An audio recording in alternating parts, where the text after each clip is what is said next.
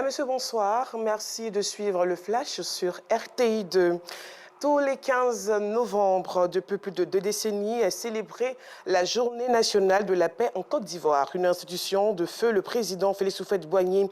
Une journée pour consolider la cohésion et le vivre ensemble des populations. Également une manière de mettre en place une soif de conservation et de préservation des acquis en matière de paix dans le pays ainsi que dans la sous-région.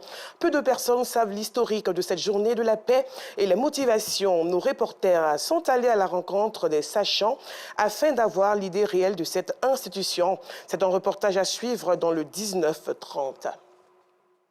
Inscrit dans le peloton des lieux d'apprentissage de renom, le lycée d'excellence Alassane Ouattara de Grand Bassam est au cœur de l'actualité. Une vidéo devenue virale sur la toile met en exergue les difficultés liées à l'eau potable dans cet établissement. Manque d'eau au lycée d'excellence Alassane Ouattara de Grand Bassam, info ou intox. Pour répondre à la question, nos reporters Nonsangare et Kader Bachil y ont fait un tour pour faire le constat. Un reportage à suivre également dans le 19-30. Après plusieurs années dans l'obscurité, les populations du village de Nonkwakro vont enfin bénéficier d'électricité. Une vingtaine de poteaux électriques ont été plantés par un cadre de la région de l'Indénédouablin.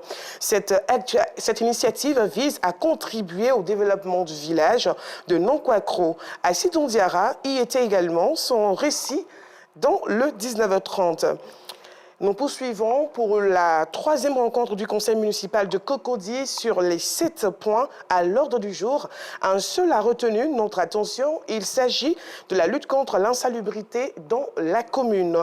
Le maire Jean-Marc Yassé entend faire de la propreté de la cité de Cocody son cheval de bataille. Les détails avec Lémon Boko. Jean-Marc Yassé, maire de la commune de Cocody, rencontre pour la 3e fois son conseil municipal en cette année 2023. Une routine conforme au calendrier préétabli est nécessaire pour la bonne marche de la commune, selon le préfet intérimaire d'Abidjan présent à cette rencontre. Il ressort de ces 2 heures de travaux que le premier magistrat de la commune de Cocody entend accentuer la lutte contre l'insalubrité dans sa commune afin que Cocody demeure une cité où il fait bon vivre. Mais il en appelle à la responsabilité de chacun de ses administrés dans ce combat. À notre population, aux administrés, l'environnement c'est un problème non pas seulement du conseil, mais de tout le monde.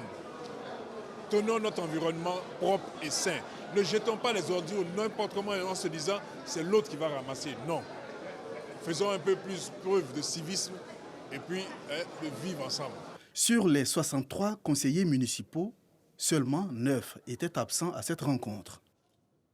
Hors de la Côte d'Ivoire, l'ONU demande la fin du carnage à Gaza. En effet, l'armée israélienne a lancé dans la nuit du mardi 14 au mercredi 15 novembre une opération ciblée contre le Hamas dans l'hôpital Al-Shifa, le plus important de la bande de Gaza, où s'entassent des milliers de personnes, mais qui reste considéré comme un site militaire stratégique du mouvement islamique par Israël et les États-Unis.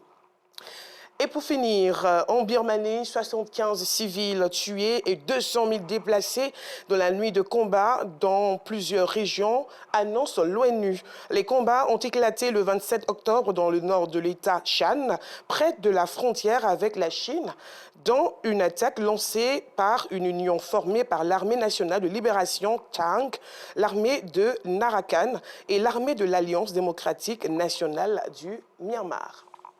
Voilà, c'est la fin de ce flash. Merci de l'avoir suivi à 19h30.